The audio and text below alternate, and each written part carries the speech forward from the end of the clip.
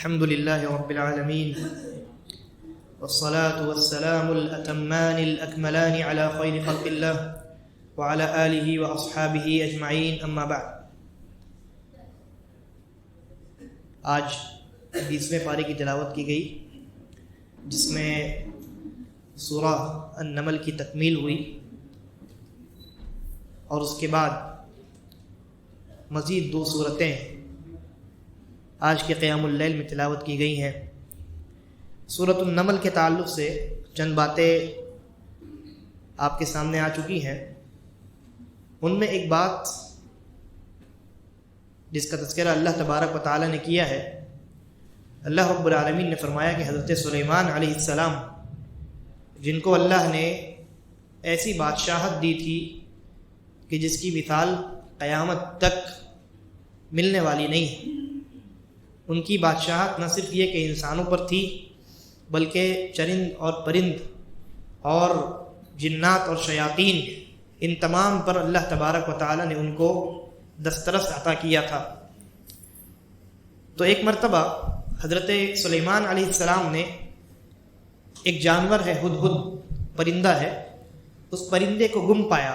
دیکھا کہ وہ اپنی جگہ جہاں رہتا ہے وہاں پر موجود نہیں ہے. تو جب انہوں نے دیکھا کہ ہدہد کو جہاں رہنے کا حکم دیا گیا ہے وہاں نہیں ہے وہ، تو بڑے غصہ ہوئے اور یہ کہا کہ جب ہدہد واپس آئے گا تو یا تو وہ کوئی معقول عذر پیش کرے غائب ہونے کی، ویلڈ ریزن بتائے کہ میں اس وجہ سے غائب تھا، یا پھر میں اسے بہت سخت قسم کی سزا دوں گا.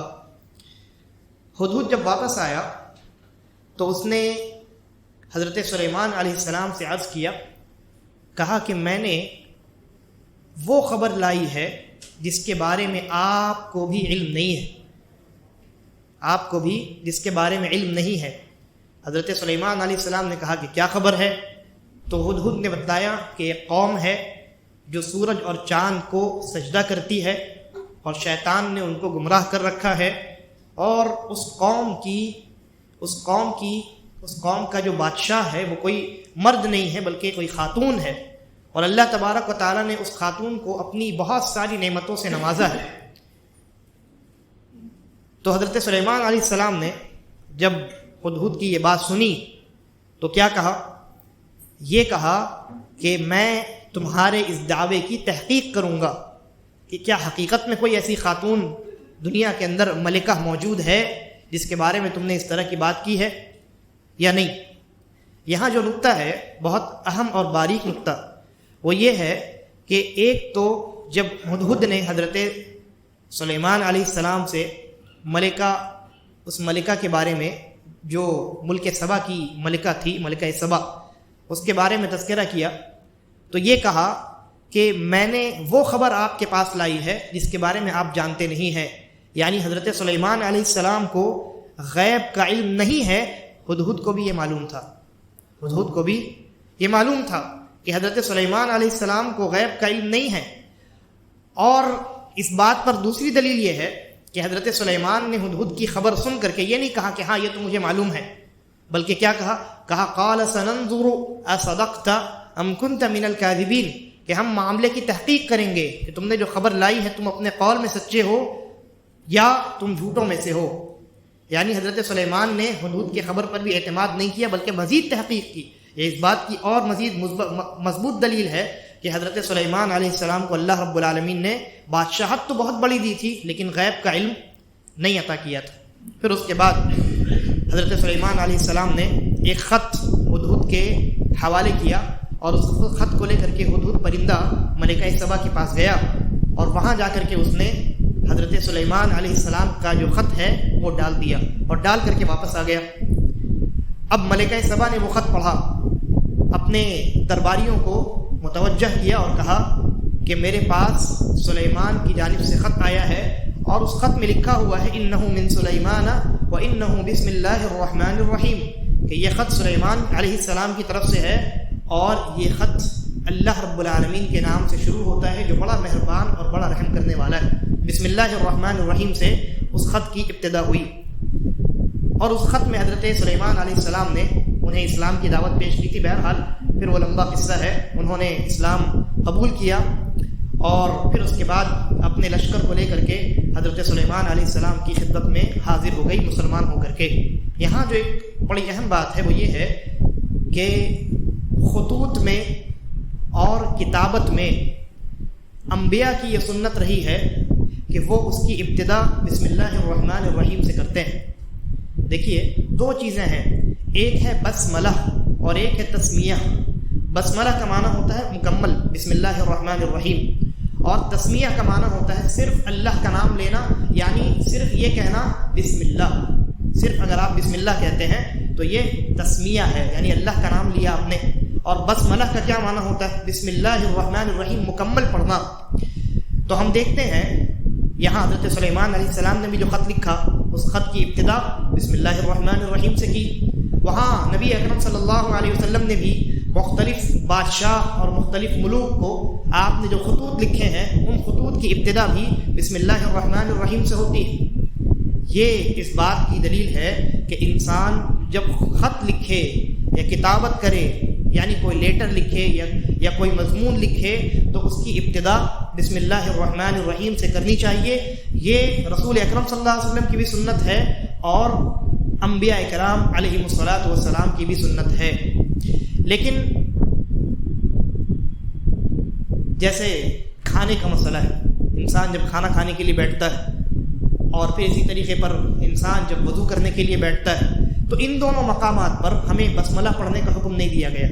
ان دونوں مقامات پر آپ کو بسم اللہ الرحمن الرحیم مکمل نہیں پڑھنا ہے، بلکہ حدیث کے اندر صرف تسمیہ کا تذکرہ ہے کہ جب آپ کھانا کھائیے، اللہ کے نبی صلی اللہ علیہ وسلم نے فرمایا کہ جب کھانا کھاؤ تو اللہ کا نام لو، یعنی بسم اللہ پڑھو. اور اس انسان کا وضو نہیں ہے جس نے اپنے وضو میں بسم اللہ نہ کہا، اللہ کا نام نہ لیا. تو کھانا کھانے وقت آپ کو مکمل بسم اللہ نہیں پڑھنی ہے. اور اسی طریقے پر روزہ وضو کرتے وقت وضو کی ابتدا میں آپ کو مکمل بسم اللہ نہیں پڑھنی ہے، بلکہ کیا پڑھنا ہے؟ صرف بسم اللہ پڑھنا ہے. صرف بسم اللہ پڑھنا ہے، یہی سنت ہے. اس کے بعد اللہ تبارک و تعالی نے مزید آگے اپنی قدرتوں کو بیان کیا ہے اور عالم انسانیت کے نام اللہ رب العالمین نے اپنی الوہیت کا جو پیغام ہے وہ بہت بہترین انداز میں پیش کیا ہے. کئی آیات سلسلہ وار اللہ رب العالمین نے نازل فرمائیں جن میں انسانوں کو جھنجھوڑا گیا ہے کہ تمہارا اللہ اگر اللہ رب العزت نہیں ہے تو کون ہے. ان آیات کو آپ دیکھیے اور غور کیجئے. اللہ تبارک و تعالی نے ارشاد فرمایا کہ امن خلق السماوات والارض، جس نے زمینوں اور آسمان کو پیدا کیا اور جو تمہارے لیے آسمان سے بارش برساتا ہے، پھر اس بارش سے تمہارے لیے باغات پیدا کرتا ہے جس کے پیدا کرنے پر تم قادر نہیں ہو. ذرا بتاؤ اِلٰہ مع اللہ، کیا اللہ کے ساتھ کوئی دوسرا معبود بھی ہے؟ ہرگز نہیں. پھر اللہ نے کہا کہ امن جعل الارض قرارا، جس نے زمین کو تمہارے لیے قرار گاہ بنایا، یعنی زمین جو ہے وہ پرسکون ہے، تبھی ہم اس میں زندگی گزار رہے ہیں. وجعل خلالها انہارا، اور اس میں جس نے نہریں پیدا کی. وجعل لها رواسي وجعل بين البحرين حاجزا، اور جس نے زمین میں پہاڑ گاڑے اور دو سمندروں کے درمیان فرق کیا. اِلٰہ مع اللہ، کیا اللہ کے علاوہ کوئی اور معبود بھی ہے جو ان چیزوں پر قادر ہے؟ پھر کہا امن یجیب المضطر اذا دعاہ، کہ جب کوئی مجبور اور پریشان حال انسان پکارتا ہے تو کون اس کی پکار کو سنتا ہے؟ ویکشف السوء، اور کون اس کی پریشانی کو دور کرتا ہے؟ ویجعلکم خلفاء الارض، اور کس نے تمہیں زمین کا خلیفہ بنایا، یعنی زمین میں بسایا؟ اِلٰہ مع اللہ، کیا اللہ کے ساتھ کوئی دوسرا معبود بھی ہے؟ پھر کہا امن یہدیکم فی ظلمات البر والبحر، کہ خشکی اور تری کی تاریکیوں میں تمہیں کون راستہ دکھاتا ہے؟ وَمَن يُرْسِلِ الرِّيَاحَ بُشْرًا بَيْنَ يَدَيْ رَحْمَتِهِ، اور جو اپنی رحمت بھیجنے سے پہلے ہی خوشگوار ہوائیں، یعنی بارش سے پہلے ہی اللہ تبارک و تعالی ٹھنڈی ہوائیں بھیجتا ہے. اِلٰہ مع اللہ، کیا اللہ کے علاوہ اللہ کے ساتھ کوئی دوسرا معبود بھی ہے؟ پھر کہا امن يَبْدَأُ الْخَلْقَ ثُمَّ يُعِيدُهُ، کہ وہ جو پیدا کرتا ہے اور دوبارہ پیدا کرے گا. وَمَن يَرْزُقُكُم مِّنَ السَّمَاءِ وَالْأَرْضِ، اور جو تمہیں آسمانوں سے اور زمینوں سے رزق دیتا ہے. اِلٰہ مع اللہ، کیا اللہ کے ساتھ کوئی دوسرا معبود بھی ہے؟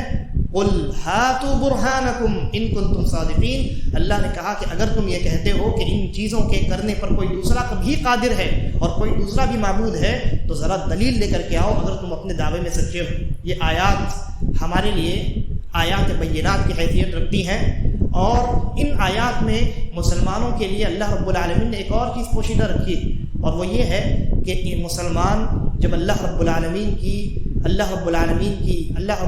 الوہیت کو اور اللہ کے رب ہونے اور اللہ کے معبود حقیقی ہونے کو لوگوں کے سامنے، غیر مسلموں کے سامنے بیان کرے تو اللہ رب العالمین کی ربوبیت کا حوالہ دے، اللہ رب العالمین کی قدرتوں کا تذکرہ کرے اور کہے کہ ان تمام چیزوں پر اللہ رب العزت کی ذات کے علاوہ کون قادر ہو سکتا ہے۔ یعنی سیدھا مسلمانوں کو چاہیے کہ وہ غیر مسلموں کے سامنے اللہ رب العالمین کی توحید کو پیش کریں۔